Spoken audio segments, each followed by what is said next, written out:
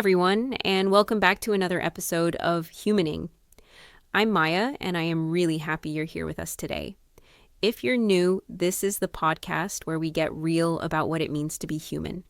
Messy feelings, big questions, the stuff nobody warns you about. And today we're talking about something that's so important but often misunderstood: how trauma hides. What does it mean for trauma to hide? Why don't we always notice it, even in ourselves? We're going to dig into all of that. And as always, I'm joined by my wonderful co-host, Noah. Hey, Noah. Hey, Maya. Hi, everyone. I'm really looking forward to this conversation because trauma is such a huge topic. And honestly, it touches so many more of us than we realize. I think we tend to imagine trauma as these big, obvious events, but the way it actually works in our lives can be so much more subtle. Sometimes it's like a shadow, quiet, but shaping things under the surface. Yes, I love that. Like a shadow. That's such a good image. And before we dive in, I just want to say, if you're enjoying these conversations, or if you find something helpful today, it means a lot to us if you like, subscribe, or share the podcast. It helps Humaning reach more people, and it's a really simple way to support what we're doing here. Thank you for being with us. Absolutely. We really appreciate you all. So, Maya, to kick things off, when you hear trauma hides, what comes up for you? Like, what does that phrase mean to you personally? Oh, I love that question. For me, it's this idea that trauma isn't always obvious on the surface. I think about my own experiences. There were times in my life where I didn't even realize something that happened to me was traumatic because I'd normalized it or buried it or just thought, well, that's life, right? And yet, years later, I'd find myself reacting to situations in ways that didn't totally make sense, like getting intensely anxious in a situation that felt safe, or shutting down emotionally when I wasn't in any actual danger. It was only when I started learning about trauma, how it can lodge itself in your body, in your relationships, even in your sense of self, that I realized, wow, this stuff can go underground, but it still shapes you. I resonate with that so much. I think a lot of people, myself included, grew up with this picture of trauma as something reserved for like big T events, war, disaster, violent accidents, that sort of thing. And of course, those are traumatic. But what gets missed are all the ways trauma can be woven into everyday life, especially if you grew up in a home where maybe emotions weren't safe, or where boundaries were crossed in subtle ways. Those are the kinds of experiences that don't always get named as trauma, but they still leave marks. And because they're normalized, or because we've learned to minimize them, they get hidden away, even from ourselves. That's so true. And I think there's this protective aspect to it too. Like, our minds and bodies are trying to keep us functioning, so sometimes we just don't remember, or we rationalize things. I don't know, have you ever had that moment where you're talking with someone, maybe a friend or a therapist, and suddenly you remember something from your childhood, and you realize, wait, that wasn't normal, that wasn't okay, and it kind of clicks into place? Yes, absolutely. It's almost like the mind puts up a filter, and then when you're ready, it lets little things through. I remember a few years ago, I was in therapy talking about these patterns I kept repeating in relationships, and my therapist asked me some questions about my early family dynamics, like how conflict was handled, whether I felt safe bringing up my feelings. And all of a sudden, it was like a light bulb went off. I realized I'd been carrying this underlying belief that expressing needs or emotions was dangerous, because that's what I'd learned at home. It wasn't a single dramatic event. It was this slow drip of little moments over years that shaped my nervous system. And until I saw that, I was just stuck on repeat. That's such a powerful example, and it's so common, right? We're not always dealing with one big capital T trauma. Sometimes it's what people call little t traumas, chronic, subtle things that accumulate. I think about how many people grew up with emotional neglect or unpredictability or feeling like they had to be the caretaker for adults around them. And we might not label those as traumatic, but the body keeps the score, as they say. Yeah, and it's fascinating how the body can remember things that the mind tries to forget. Like, I know people who have physical symptoms, chronic pain, tension, digestive issues, that don't seem to have a medical explanation, but when they start exploring their trauma history, things start to make sense. It's almost like the body is saying, hey, pay attention to this. There's something here. Totally. It's wild. I actually had a friend who developed this mysterious jaw pain in her 20s. She saw doctors, dentists, no one could figure it out. Finally, in therapy, she realized it started around the same time she was dealing with some intense family stuff that she hadn't really processed. Once she started working through those emotions, the pain eased up. It's like her body was holding on to what her mind wasn't ready to feel. That story gives me chills, honestly. It really speaks to the wisdom of the body and also how trauma can hide in plain sight. Sometimes it shows up as anxiety or perfectionism or always being on high alert.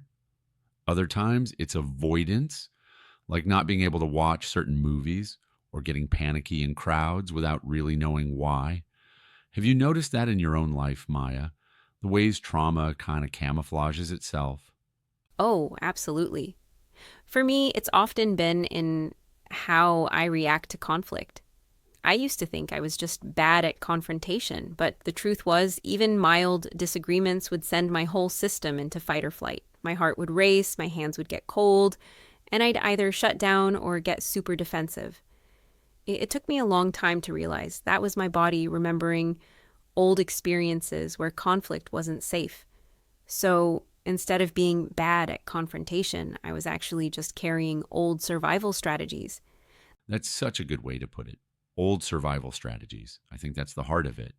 The ways we adapt as kids or even as adults to situations that overwhelm us. And then those adaptations stick around even after the danger is gone. It's like you're still wearing armor long after you've left the battlefield. Sometimes you don't even know you're wearing it. Yes. And sometimes it's not until someone points it out or you hit a wall in your life that you even start to question it. I wonder, why do you think it's so hard for people to see their own trauma? Like, what makes it so invisible even to ourselves? That's such a good question. I think part of it is what you mentioned earlier, normalization.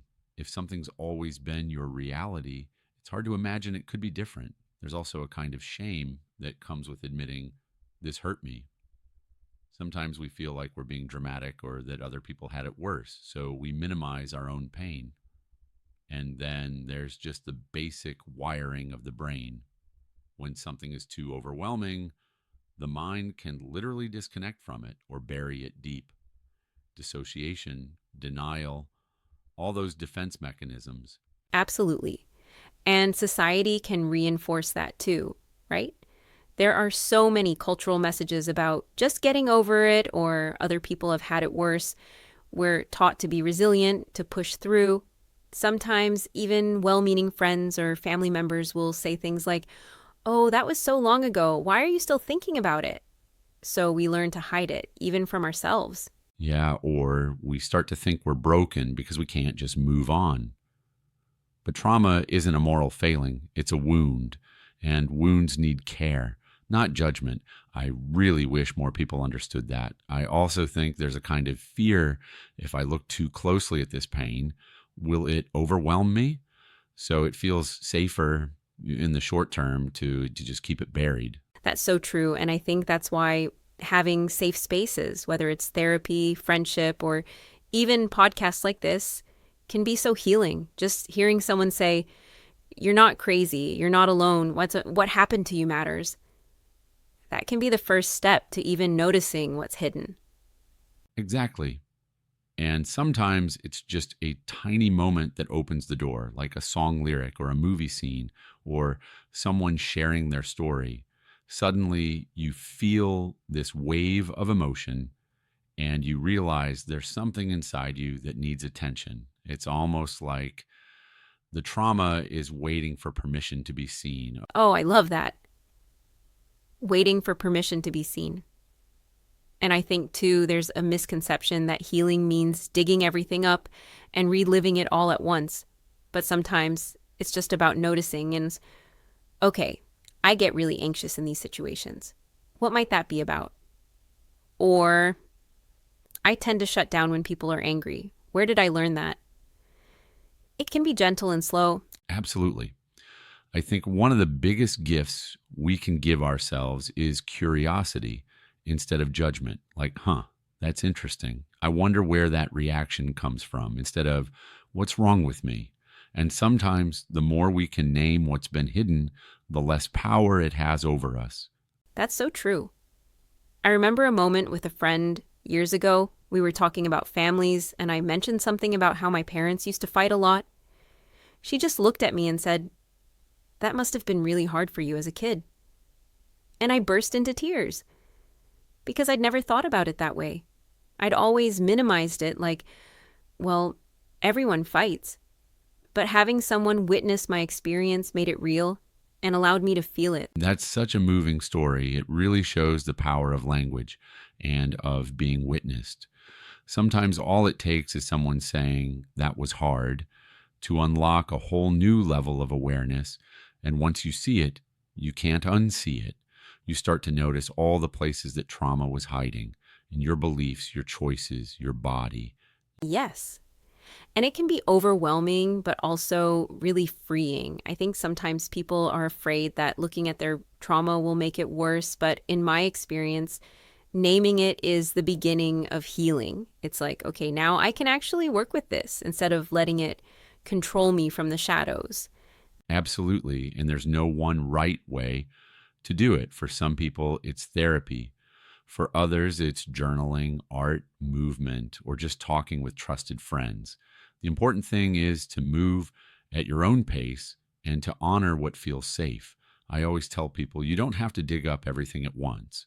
Sometimes just noticing one small pattern is enough to start shifting things. I love that. And I think it's important to say, too, that sometimes trauma is so well hidden that we need help to find it. There's nothing wrong with reaching out for support, whether that's a therapist, a support group, or even just a wise friend. You don't have to do it alone. Yes, definitely.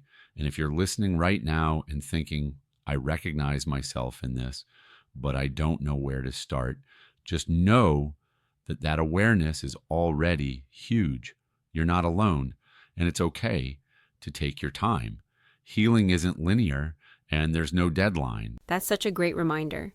And honestly, even just listening to conversations like this or reading about trauma can be a way to gently start exploring what's hidden. I know for me, podcasts and books were a lifeline before I felt ready for therapy.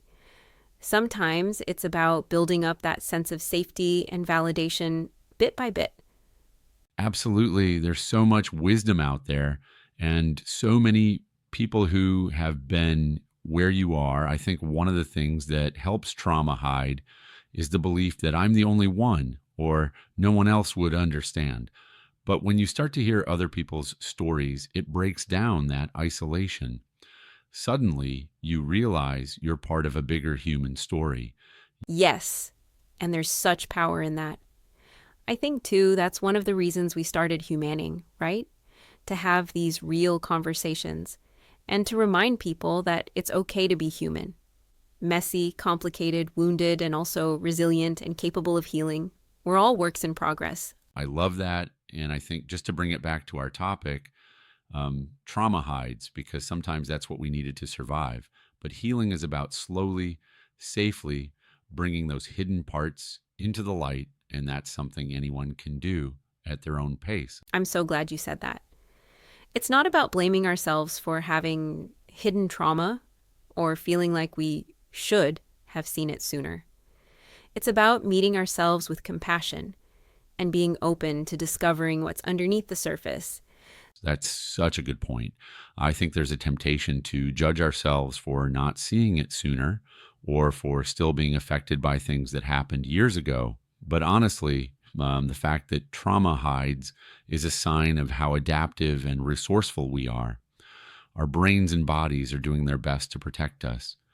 It's only when we're ready, when we have enough safety or support, that things start to surface. Yes, and sometimes that can happen in the most unexpected ways. Like, I remember once I was watching a movie and there was a scene with a parent and child, and it just hit me so hard.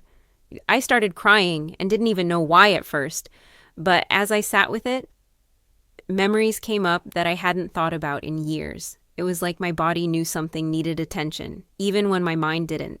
That's so real. I've had similar experiences. Sometimes it's a smell or a song, and suddenly you're transported back to a feeling or a moment you thought you'd forgotten. It reminds me of the concept of implicit memory. These are memories that aren't always accessible through words or conscious thought, but they live in our bodies and emotions. That's one of the ways trauma hides. It's not always a clear story. Sometimes it's a felt sense. Exactly. And that can be so confusing, especially if you're a person who likes to make sense of things with your mind. But some things don't show up as thoughts. They show up as feelings or even as behaviors that don't make sense on the surface. Like maybe you avoid certain places or you get really nervous around certain types of people and you can't quite explain why. Right? Or you keep finding yourself in similar situations, repeating the same patterns, and you wonder, why does this keep happening to me? Sometimes that's the hidden trauma at work, pulling strings beneath your awareness. I think a lot of people end up blaming themselves for these patterns, when really it's just the brain's way of trying to protect you or recreate something familiar as a way to master it. That's so important. I know for me, when I started looking at some of my recurring struggles, like people pleasing or avoiding conflict, I realized those were actually brilliant adaptations to circumstances that were overwhelming for me as a kid. They made sense then, even if they're not serving me anymore. Absolutely. And I think that's a really compassionate way to look at it. Instead of asking, what's wrong with me? You can ask, what happened to me that made this strategy necessary? That shift can be so healing because it takes you out of shame and into understanding. Yes, and it opens up space for change. Once you see the pattern, you can start to experiment with new ways of being. Like, I remember the first time I let myself say no to something I didn't want to do. My body went into full panic mode, but I also felt this rush of relief. It was like I was teaching myself, it's safe to set boundaries now. You're allowed. That's such an empowering moment. And it's also a great example of how the healing process can be uncomfortable at first. Sometimes when we start to do things differently, our bodies freak out because they're used to the old ways of coping. That's normal. It takes time to build new pathways. Definitely. And sometimes it can feel like things get worse before they get better. Like you start to become more aware of your triggers or you notice feelings you used to ignore. That can be overwhelming, but it's also a sign that you're actually healing because you're bringing what was hidden into the light. Yes. And I think it's important to remember that healing doesn't mean you never get triggered or that you erase the past. It means you have more choice now. You can notice, oh, I'm feeling anxious right now. I wonder what that's about. And then maybe you can respond differently. It's about building capacity to be with what's there instead of running from it. That's so beautifully said. And it's a process. Sometimes 2 steps forward, 1 step back. But every time you choose curiosity over judgment or compassion over shame, you're making new pathways in your brain. That's real progress, even if it doesn't always feel dramatic.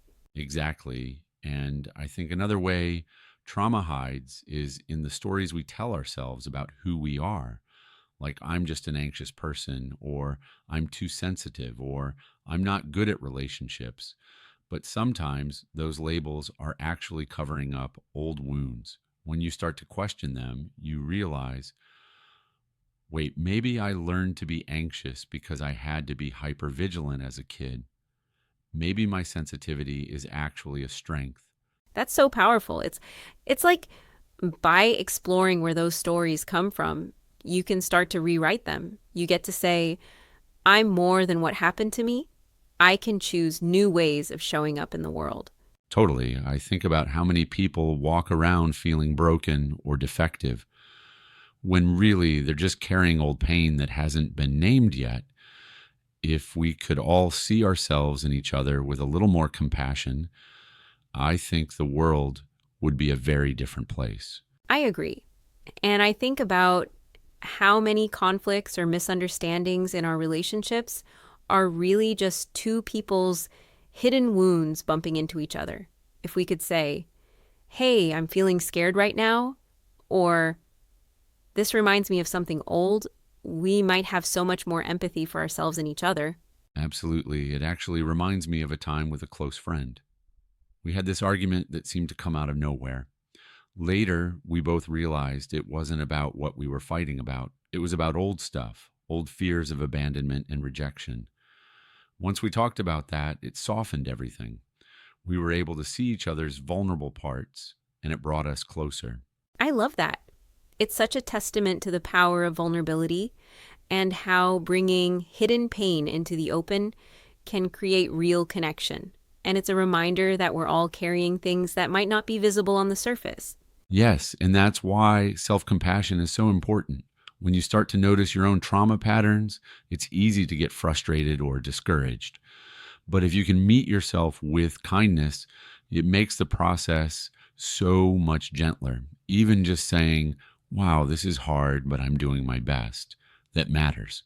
It really does. And I think, too, that's why it's so important to have people in your life who can hold space for your story without trying to fix you or rush you. Just being listened to without judgment can be incredibly healing. Definitely. I think about the times I've shared something vulnerable with a friend and they just said, I hear you. That's it. Not advice, not solutions, just presence. That kind of witnessing helps bring the hidden parts of us out into the light, where they can finally start to heal. Yes, and it's something we can offer ourselves too. Even if you don't have someone to talk to right now, you can learn to listen to yourself with that same gentle presence. Sometimes I'll just sit quietly and ask myself, what's here? What wants to be felt right now? It's amazing what comes up when you give yourself permission to listen. I love that. And I think that's a big part of why trauma hides, because we're afraid to listen, afraid of what we might find. But usually what's hidden isn't as scary as we think. It's just parts of us that needed care and didn't get it. When we start to offer that care, things soften. Yes, and sometimes the most healing thing you can do is just acknowledge, that was hard. I wish it had been different. Even if nothing else changes, that validation can be so powerful. Absolutely. And I think as we're talking, I want to remind listeners that you don't have to do this work alone. There are so many resources out there, therapists, support groups, books, even online communities. If you're feeling stuck or overwhelmed, it's okay to reach out for help. That's such an important point. And I want to say, too, that healing isn't about becoming perfect or never getting triggered again. It's about having more tools, more support, and more self-understanding. It's about being able to say, I see you, I hear you, and I'm here for you. To yourself? Yes. And I think just having these conversations like we're doing here helps chip away at the stigma and the silence around trauma. The more we talk about it, the less power it has to hide. Exactly. And it's also a reminder that we're all connected by our shared humanity. Everyone has something they're carrying, even if it's not visible. If we can see each other through that lens of compassion, we can create so much more understanding in the world. That's what I hope for, too. That these conversations help people feel less alone and maybe spark a little curiosity or self-compassion in someone listening. Even just one person feeling a little more seen or understood, that's worth it. Absolutely. And if you're listening and anything we've said today resonates with you, please know you're not alone. There's nothing wrong with you for having hidden pain. You're a human being doing your best. And if you found this episode helpful, or if you think someone you love might benefit from hearing it, we'd be so grateful if you'd like, subscribe, or share the podcast. Your support really helps us keep these conversations going, and it helps us reach more people who might need to hear this. Yes, thank you so much for being here with us. We really appreciate this community and all the ways you show up for yourselves and each other. Before we wrap up, Noah, is there anything else you want to add? It's just that healing is possible, even if it feels far away right now. Trauma hides for a reason, but it's never too late to start bringing it into the light. Be gentle with yourself and remember that every little bit of awareness counts. That's beautiful. Thank you, Noah. And thank you to everyone listening for your openness, your courage, and your willingness to explore the hidden parts of being human with us. We hope this conversation offered some comfort and some hope. We really do. Take care of yourselves and remember you're not alone on this journey. We're all humaning together. Absolutely. We'll see you next time. Take care, everyone. Bye for now. Bye.